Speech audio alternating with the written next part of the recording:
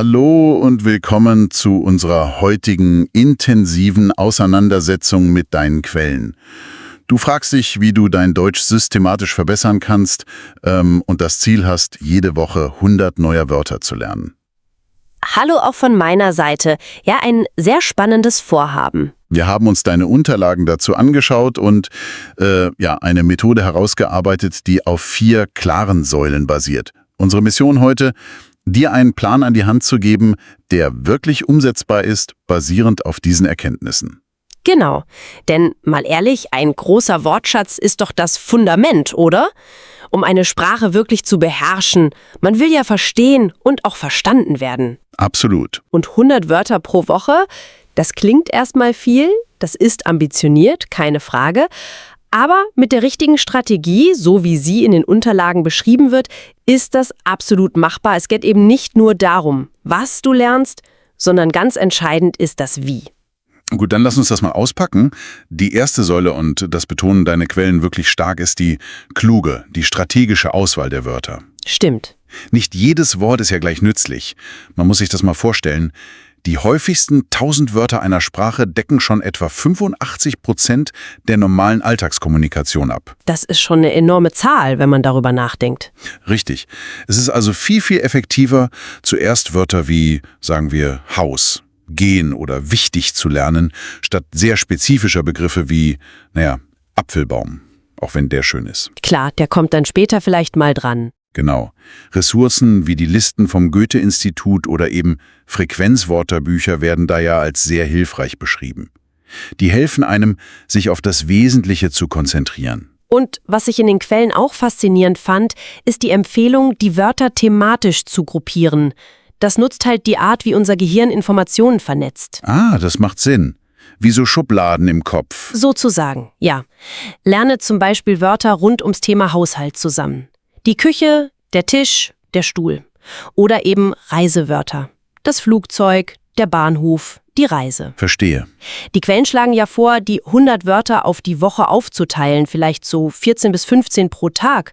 Und die dann am besten noch in 2 oder 3 kleinen Themengruppen. Okay, 14 bis 15 pro Tag klingt machbar. Ja, das sind überschaubare Päckchen. Und ganz wichtig, bei Deutsch, das wird ja auch betont, lerne Nomen immer mit Artikel und Plural. Also nicht nur Hund, sondern der Hund, die Hunde. Oh ja, die Artikel. Ein Klassiker. Ein ewiges Thema, ja. Und bei Verben eben die wichtigen Konjugationsformen mitlernen, also nicht nur sprechen, sondern vielleicht ich spreche, du sprichst, er spricht. Zumindest die Grundformen. Praktisch heißt das also für dich: erstell dir jede Woche eine Liste mit deinen 100 Wörtern. Notier das Wort selbst, klar. Dann Artikel und Plural bei Nomen, die wichtigsten Formen bei Verben. Und die Aussprache nicht vergessen. Stimmt, die Aussprache ist wichtig. Dafür kannst du ja Lautschrift, also IPA, nutzen, wenn du damit vertraut bist. Oder was oft einfacher ist, hör dir die Aussprache auf Seiten wie Forvo oder im Online-Duden an. Das wird ja auch empfohlen. Absolut. Und dann noch einen einfachen Beispielsatz dazu schreiben. Das hilft enorm, das Wort im Kontext zu sehen. Also zum Beispiel die Schule, die Schulen, ich gehe zur Schule. Ganz simpel. Okay, das war Säule 1, die Auswahl. Kommen wir zur zweiten Säule, den optimierten Lerntechniken. Wie prägst du dir diese ausgewählten Wörter denn nun am besten ein? Ja, das ist die nächste große Frage. Nur eine Liste haben reicht ja nicht. Die Wörter müssen in den Kopf, und zwar so, dass sie auch drin bleiben. Und da wird es jetzt, finde ich, richtig interessant. Deine Quellen empfehlen ja einen Mix aus verschiedenen Techniken. Eine davon, die oft genannt wird, sind Eselsbrücken oder Visualisierungen. Die guten alten Mnemotechniken.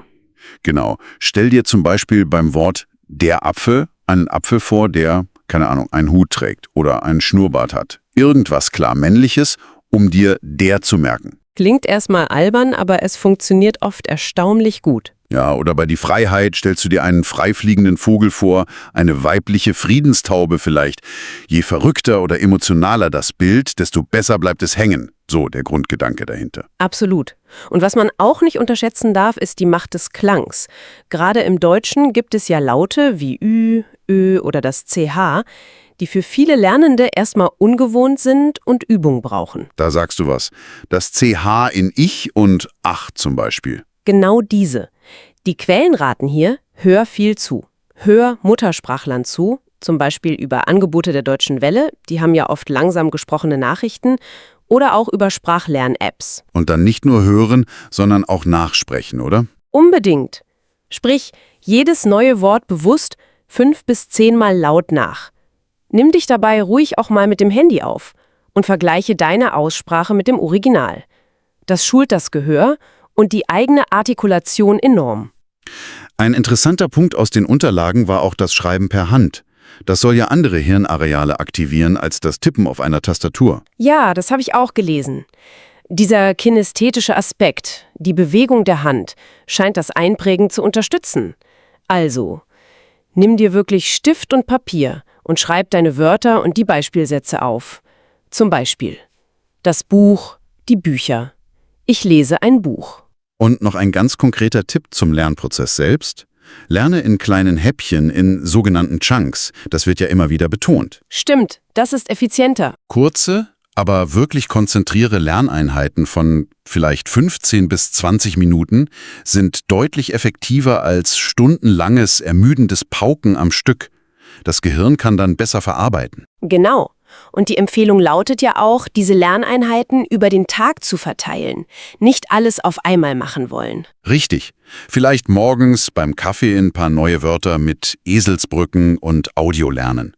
Nachmittags dann die nächsten paar Wörter plus eine kurze Wiederholung vom Morgen und abends dann nochmal alles kurz durchgehen.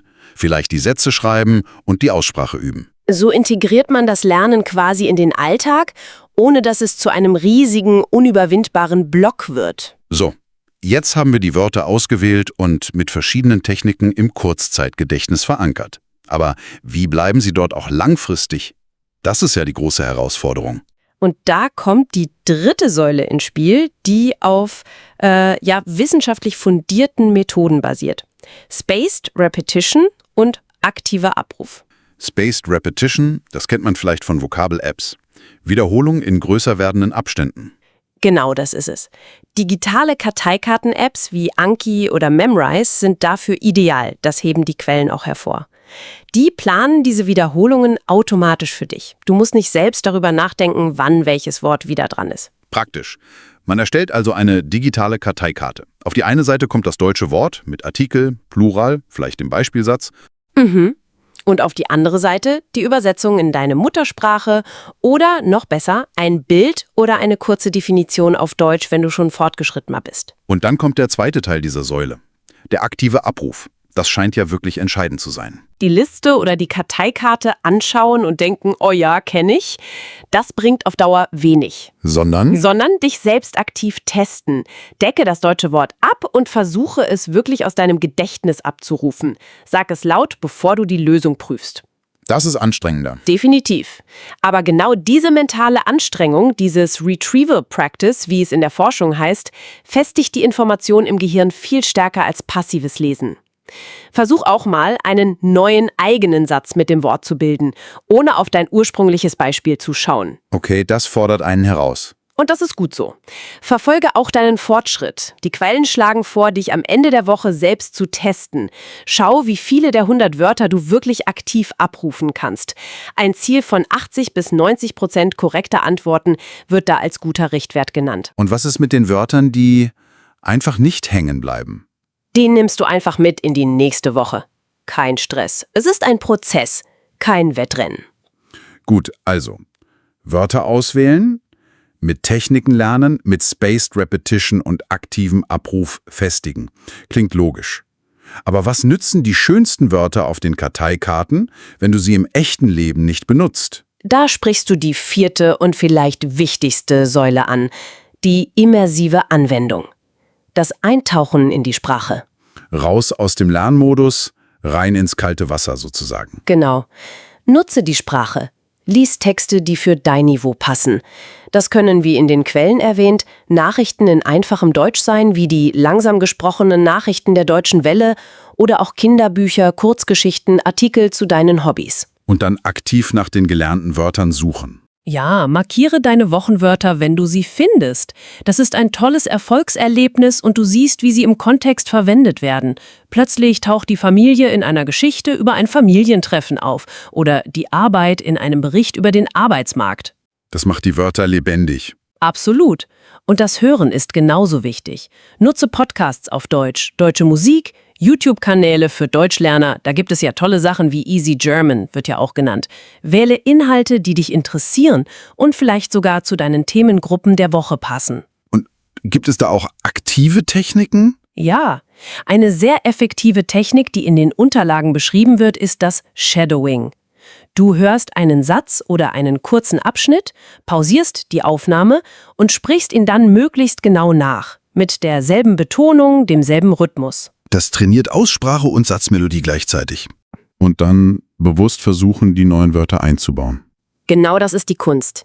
Versuche bewusst, deine 10, 15 neuen Wörter vom Tag oder der Woche in Gesprächen oder Chats unterzubringen. Oder schreibe kleine Texte, ein Tagebuch vielleicht über deinen Tag und verwende aktiv Wörter wie der Kaffee, einkaufen gehen oder spazieren gehen. Und die Quellen erwähnen ja auch den spielerischen Aspekt. Gamification. Richtig, mach ein Spiel daraus. Viele Apps wie Duolingo nutzen ja spielerische Elemente, Punkte, Belohnungen. Das motiviert. Aber du kannst dir auch eigene kleine Herausforderungen setzen. Schaffe ich es heute, 20 meiner neuen Wörter in einem Gespräch oder Text zu verwenden? Und sich dann belohnen, wenn man es geschafft hat.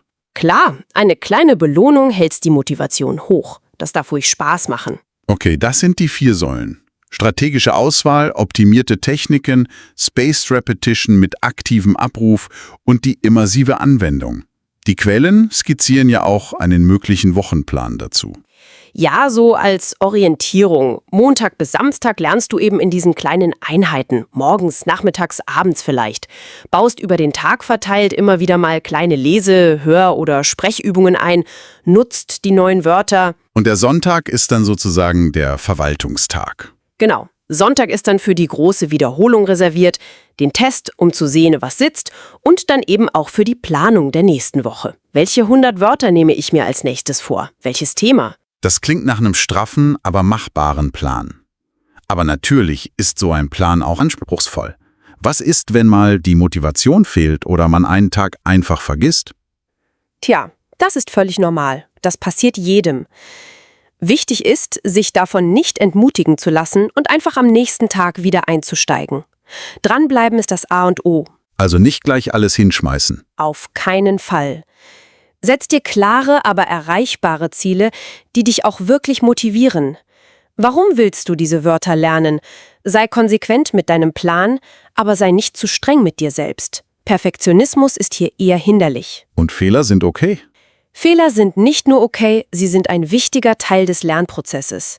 Wenn du mal das Fenster statt die Fenster sagst oder ein Wort falsch konjugierst, kein Problem.